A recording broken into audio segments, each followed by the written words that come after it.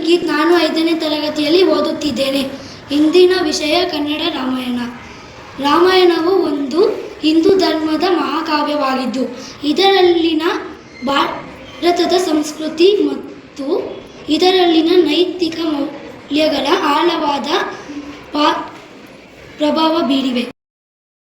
ಶ್ರೀರಾಮ. ರಾಮನ ಕೇಂದ್ರಬಿಂದು ಶ್ರೀರಾಮ. ಇವನು ಅಯೋಧ್ಯೆಯ ರಾಜ ದಶರಥ ಹಿರಿಯ ಮಗ.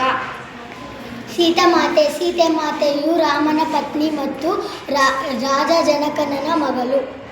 ಲಕ್ಷ್ಮಣನು ರಾಮನ ತಮ್ಮ. ಅವನು ಅಣ್ಣನ ಮೇಲೆ ಪ್ರೀತಿ ಮತ್ತು ಭಕ್ತಿಯಿಂದ ವನವಾಸಕ್ಕೆ ಹೋಗುತ್ತಾನೆ. ಮಂತ್ರೆ. ಈಕೆಯು ಸಾಮಾನ್ಯವಾಗಿ ರಾಮಾಯಣದ ಪ್ರಕೃತಿ ಸೇವಕಿ. ರಾವಣ. ಲಂಕೆಯ ರಾಕ್ಷಸ. ರಾವಣನು ರಾಮಾಯಣದ ಮುಖ್ಯ ಖಳನಾಯಕ. ಇವನು 10 ತಲೆಯನ್ನು ಹೊಂದಿದ್ದಾನೆ. ಅವನು ಶಿವನ ಮಹಾಭಕ್ತಿ ಮತ್ತು ವೇದ ವಿದ್ಯಾಸನು. ರಾವಣನು ಸೀತಾಮಾತೆಯನ್ನು ಅಪಹರಿಸಿದರು. ಶ್ರವಣಕುಮಾರ.